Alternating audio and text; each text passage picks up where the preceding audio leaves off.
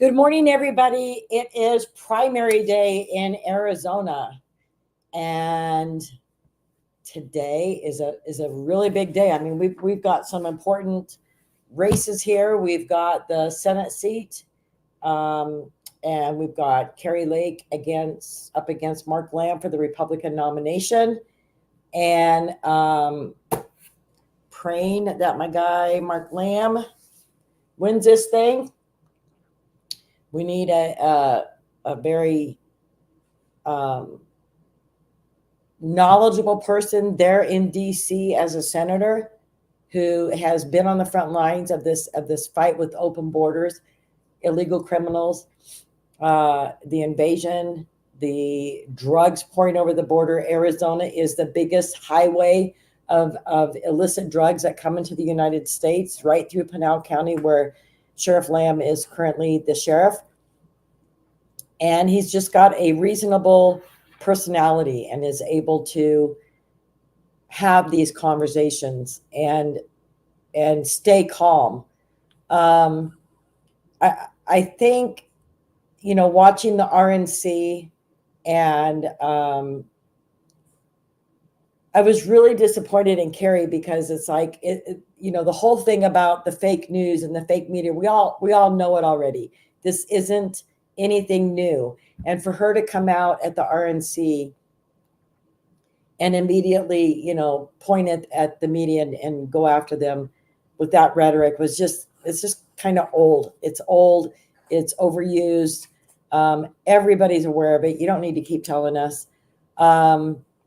And then afterwards, and I don't think a lot of people saw this, but she was being interviewed by Mark Curtis here from the local Channel 12 News here in Phoenix. And she knows Mark Curtis. They go way back because Kari Lake was a newscaster here in Arizona for decades. But she just got real combative with him and was just saying ridiculous things. And as I'm watching this happen, thank you, Kathy. Kathy just said, good luck, Marianne. Good luck today. And I appreciate that, Kathy. So watching her argue like that, and then in the middle of Mark Curtis saying something to her, she goes, okay, hold on a second. She goes, I got to go. Somebody needs me off camera. And she left the interview. And it just hit me as I was watching that, like trying to picture her in DC and arguing with senators. Hi, Laura. Thanks for joining us. Picturing her in DC and not getting her way in an argument when it has to come to some bill that's being pushed through. And my gut and my heart, I mean, I love Kari Lake. She's a great woman. She's a great person. I supported her in her run for governor in 2022, but I just don't think that she is a person for the senatorial job representing Arizona. I just don't. And that is why I'm praying and hoping that Mark Lamb comes through the primary today, because he is the guy who's going to be able to beat Gallegos. Like I said, his demeanor is the big thing. As I listen to him talk, when I see him speak at different things and interact with people, and even watch him on interviews, and even if somebody's getting crabby or stupid with him, or some of the comments that Kari has made about him, that he's a coward and different things, he just stays calm. And I think that is the kind of personality that Arizona needs to go to DC to have these difficult conversations that we need to have from these open border invasion deniers that we have in Congress. So I'm praying for Mark Lamb today. Oops. Mark Lamb. Praying for him to win today. And then, we've got all these other ones. We've got another, a congressional seat that you've got Abe Habedin. You've got Blake Masters. You've got, I think that's the one that, Ben Toma, who is the current Speaker of the House here at the Arizona State Capitol. state representative. And you got, not that I think Ben's even in the running, but between Blake and Ab, and it was funny because, I mean, Abe had President Trump's endorsement, and then he went ahead and like equally endorsed Blake Masser over the weekend. And JD Vance, I don't know if he did both of them or if he just endorsed Blake, but anyway, I think Abe, out of all of them that is running, I think Abe is the best bet there. I have questions as to where Blake's loyalty lies. And so praying that Abe wins that situation. What are some of the other ones?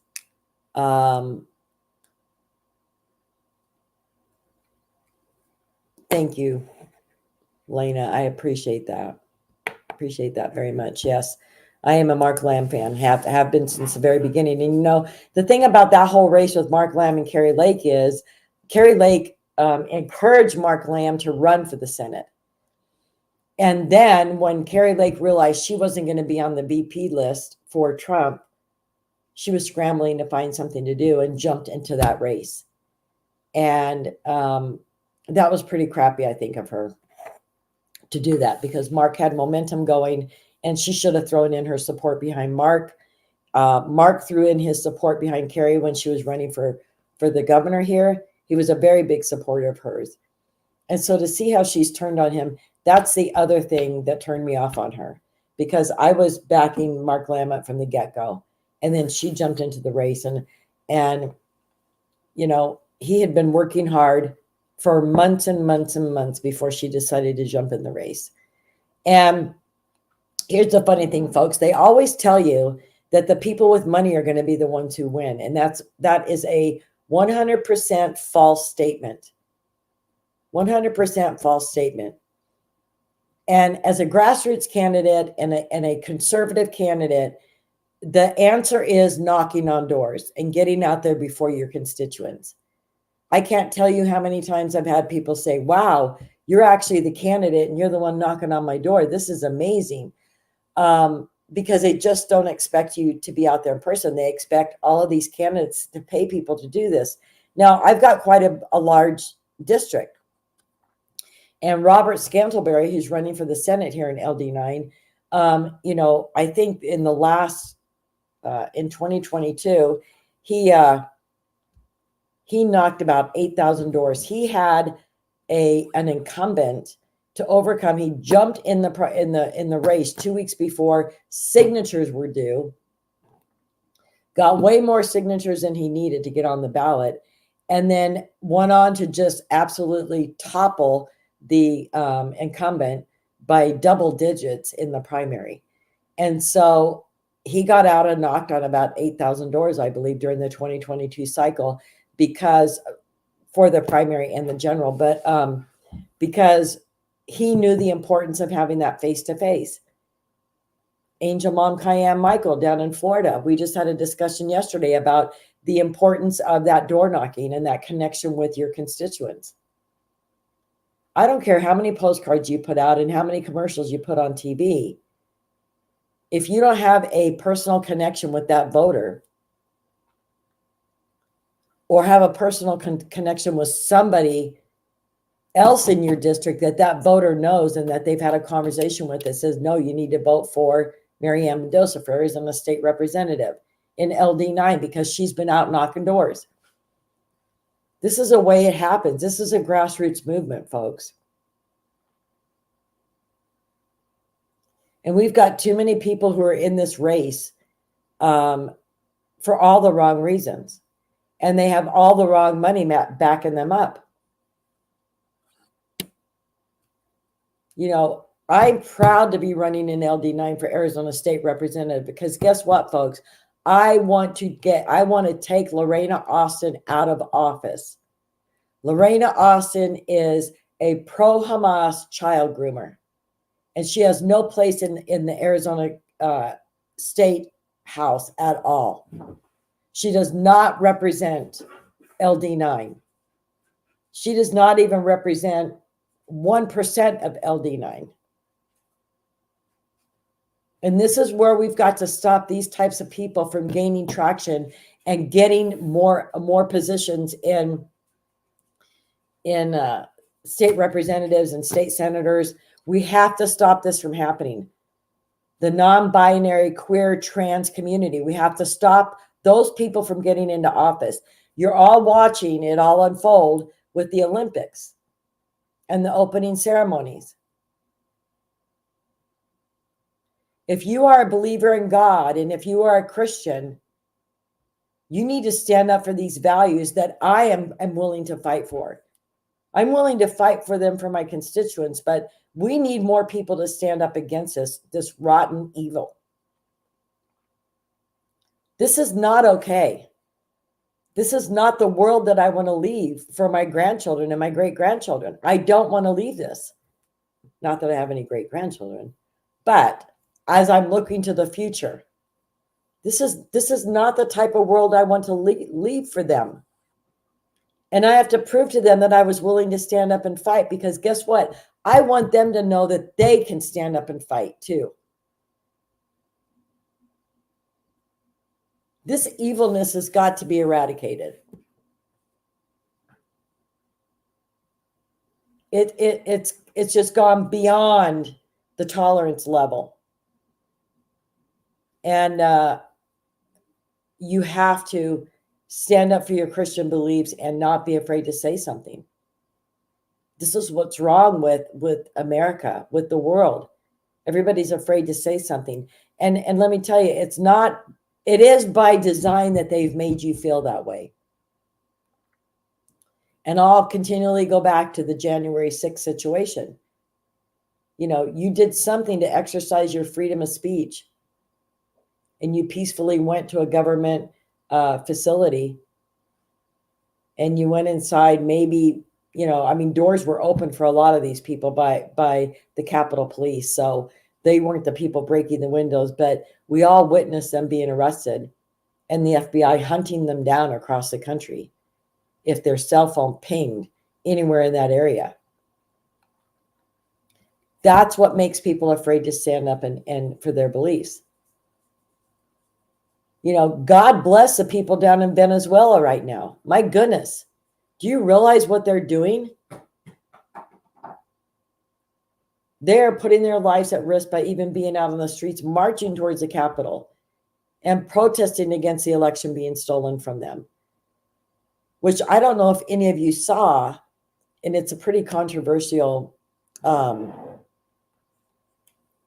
me see if anyway, I'll just tell you. An election worker was in like the results room, and they had all these people sitting at desks with monitors, and he took like a selfie, and the monitor screens behind him actually showed that their president was being trounced in this election. And he unwittingly posted that on social media. And then, of course, you know, he brought the military in and stopped all the voting from happening. And now there's huge protests going on down there. God bless these people. Keep them safe. You never know what the Venezuelan government and this weirdo, this evil dictator that they have in charge of their country is going to do. You know, they finally thought that they had the freedom to vote in a president who would represent the people and provide the food and the nourishment and things that this country needed, and open trade with the rest of the world, because you didn't have an evil dictator running things, which stopped, you know, put all these tariffs, all of these restrictions on doing business with Venezuela into place.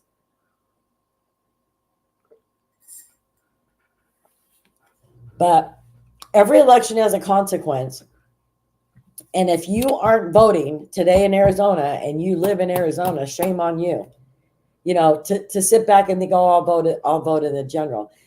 The primaries are so extremely important, folks, because you're weeding out the bad candidates who are running and getting them out of the way for the good candidates to go on to the general to face the Democratic opponents. Primaries are so important. They're essential. to getting the right candidates moved on to the general elections.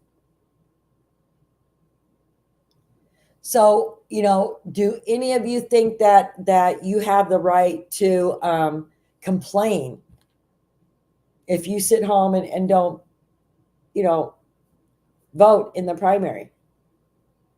You have a right to complain about things, to complain about who the Republican nominee is, who's up against a Democrat in the general. No, you don't have a right to complain about it, folks. You sat home.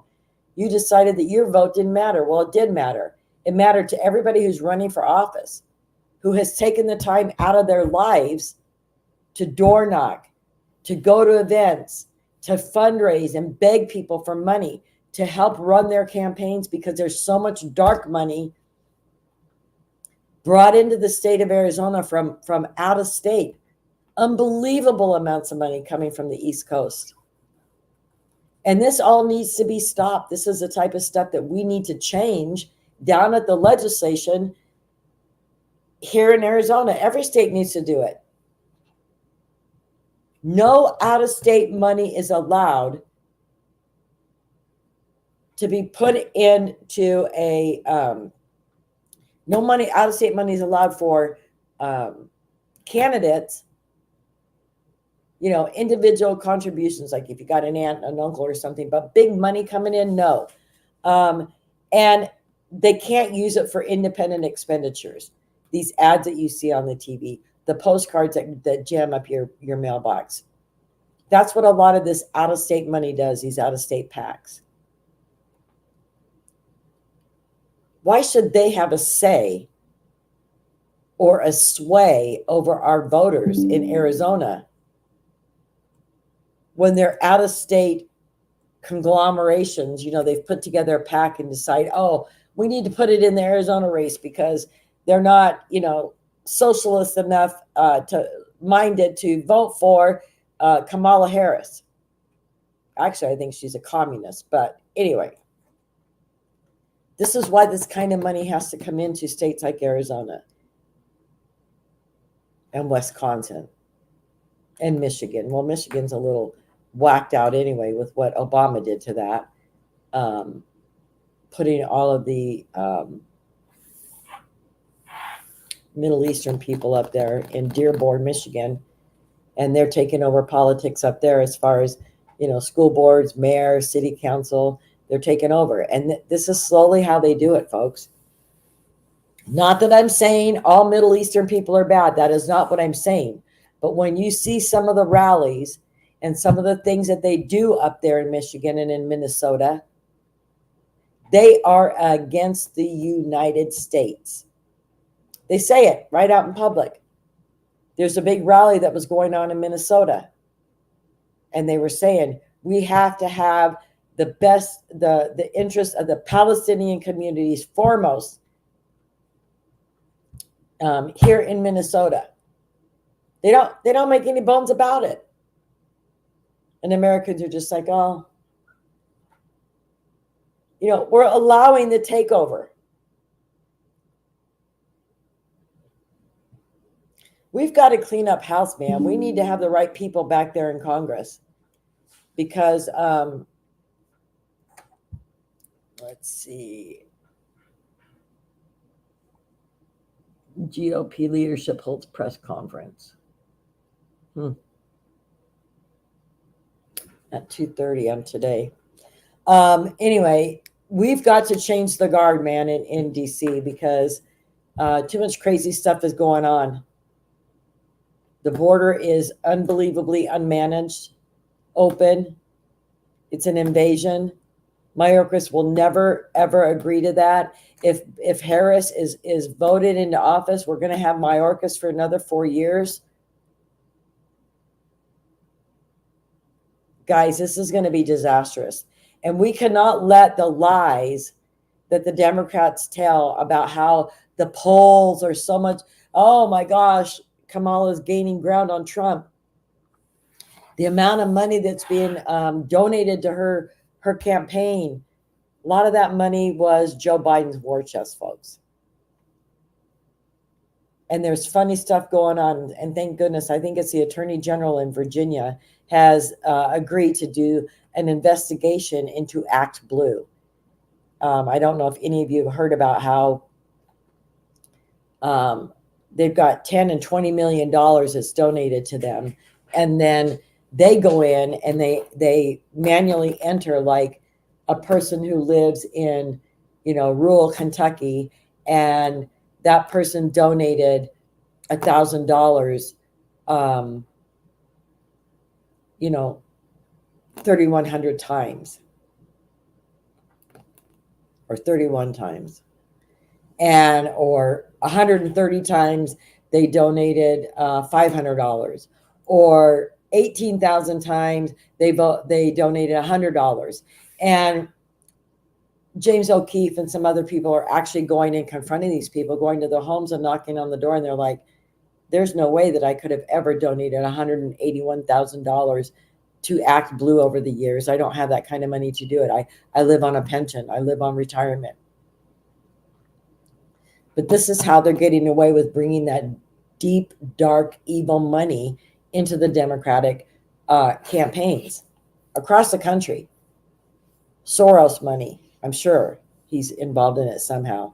And it's not just Kamala, the presidential, it's district attorneys, it's attorney generals, it's, all that dark money that Soros loves to throw around to, of course, bring down the police and defund the police and let crime run rampant in our communities. This is where this evil money is going. But it's coming into Act Blue so that it looks innocent, that it's just everyday Americans. Terrence Williams actually posted a deal that the Democrats have put up, and Kamala's pictures on it, and you get paid $150 if you start putting out pro-Kamala stuff on social media. They'll pay you $150 cash. It's not an organic movement like it is with Trump. It's paid actors, folks. It's paid protesters. It's paid attendees at her rallies.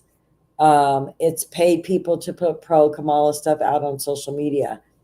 Look, they know offering somebody $150 cash is going to do the job. Where is that money coming from? Because it's going to be a huge long line of people who are signing up to do that. And it's like, how many positive posts do they need to put out about Kamala to earn that $150? And if it's an ongoing, contract with them till the general election, how stupid are they for $150 to put anything positive out about her? I mean, even one positive post for $150 is absolutely ridiculous when you look at what you stand to lose in the rising cost of gas, because she will stop all oil production, fracking, drilling, everything. She will push the Green New Deal. Pretty soon you're not going to be able to buy a gas-powered automobile in the United States. Inflation will continue to go up. Wages will continue to go down. Jobs will be lost. I mean, this country's going to go down the tubes. So that $150 that you may get for one positive post about Kamala Harris has really burned you tenfold on the other end of that. And it's just ridiculous how people don't stop to think about, okay, wait, what are the consequences of this?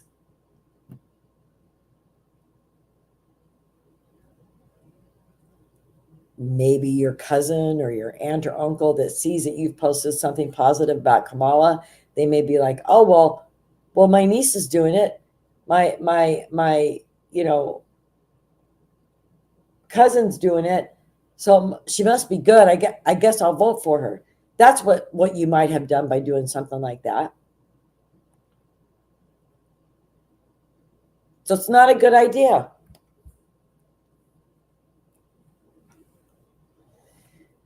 Oh, the craziness of politics, I'm telling you. Anyway, so what other races? I'm trying to remember what other races were going on here in the state, in Arizona.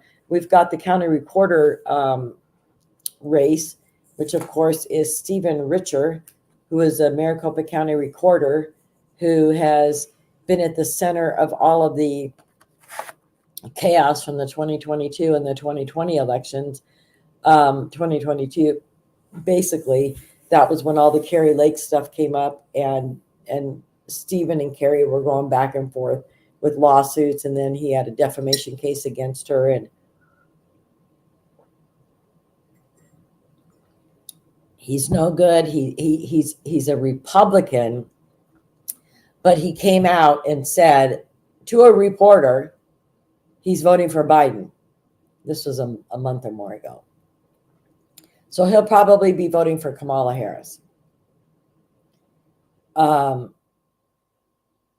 a Republican. You've got the discussing Republican mayor of Mesa, Arizona, who has just come out in a very proud and boastful statement that he is endorsing and supporting Kamala Harris for president. Because we've got to take our country back. We've got to save it. This is the same mayor that in the 2022 elections, he endorsed all three Democratic, the Arizona senator position here in LD9, and both the state house positions. So Mesa Mayor John Giles, however you say it, endorsed Lorena Austin, who is a pro-Hamas child groomer. That's who the Republican mayor of Mesa endorsed in 2022. Both of them, all three of them, Eva Burtz, the senator, Lorena Austin, the state rep, and Seth Blattman, the state rep, they all are pro-abortion. They all vote against securing the border. They all vote protecting illegals. And this is what the Republican Mesa, Arizona mayor endorsed. And now he's willing to endorse Kamala, who's a communist, who will end all oil production in the United States, who will push the Green New Deal. Of course, this Mesa Mayor John Giles, he has been pushing the Green Deal here in Mesa. You know, they got a 15-minute city called the Cul-de-sac going up less than a mile from my house. Oh, he's been pushing that project big time, folks. Him and the city manager, Brady, I can't remember his first name, John Brady, Chris Brady, out. We need to get rid of them. People need to be voting for Kari Davis for mayor in Mesa. We need to clean this city up. You know, you got Scott Smith, who was a previous Mesa mayor. You vote him. He's the whole reason why we got the homeless hotel on wheels coming through downtown Mesa, the light rail.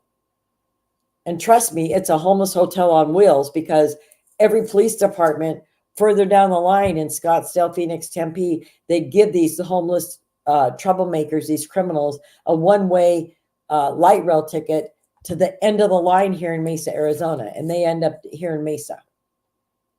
And thank you, Scott Smith, for bringing that monstrosity into downtown Mesa.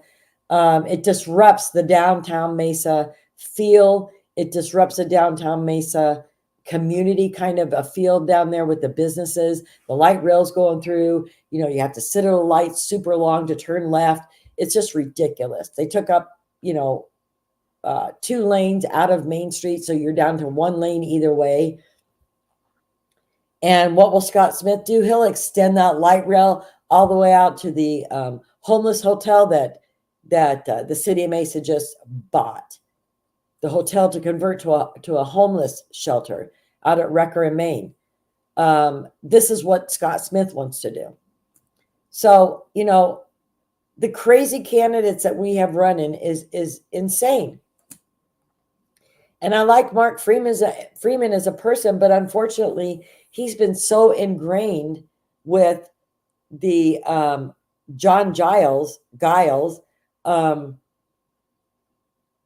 because there's a candidate running for Congress, and he spells his last name the same way, and they pronounce it different. Giles. Anyway, but Mark Freeman's going to be the same as what John Giles has been. It'll be another 4 years of that. And I don't think Mark would get rid of Chris Brady, our city manager, and he needs to go. We need a clean sweep of the Mesa City Council. We need new blood in there. We need patriots in there. We need people who are going to make sure that the budget is cleaned up, that the wasteful spending is gone, that the light rail will never be extended past where it is.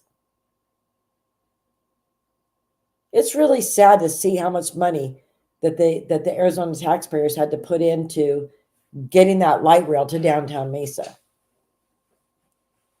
And what an eyesore, and I mean, when I'm down there driving along Main Street, I don't see more than a handful of people on 2 or 3 big light rail cars. And I don't know how much it's used in downtown Phoenix. That's a whole different story, of how different it would work there versus in downtown Mesa. So there's crazy things that go on. And I just hope that everybody across this country has paid attention to primary races, and not only the federal elections, but your state house, your state senate, your mayor and your city council, county recorder's office. Is a funny business going on with elections in your county? Pay attention, folks. One of the things that I ask all the candidates that are running for mayor, I asked them at a forum at our legislative district meeting was, will you guarantee me that you will never allow Mesa to become a sanctuary city? All of them said, yes, I guarantee you I'll never allow that to happen. Folks, those are the questions you need to be asking. Show up at your city council meetings. Ask those questions of the council. Mayor's usually at those. Ask those questions. Get them from your elected officials. Have it on record. Have it at a council meeting that they've said, yes, I'll make sure that never happens. Because in the future, if it does happen, you've got that city council meeting recorded and on a public record that they promised you that they wouldn't allow it to happen. We've got to start holding their feet to the fire.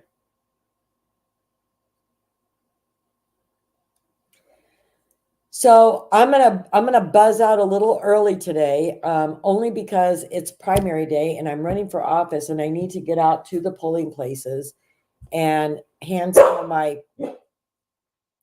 stuff out. It's so funny that she knows that I'm saying goodbye. I mean, it's sooner than normal, and I didn't say goodbye or anything to you, but funny how this girl knows when I'm getting ready to get off a podcast. Anyway. I got to get out to the polling places as a candidate and be talking to the people as they're going in, making sure that they're voting for the right people here in Mesa, Arizona. So I love you all. I'll be back tomorrow talk about election results and what happened here in Arizona today. And have a good rest of your day. I'll see y'all tomorrow.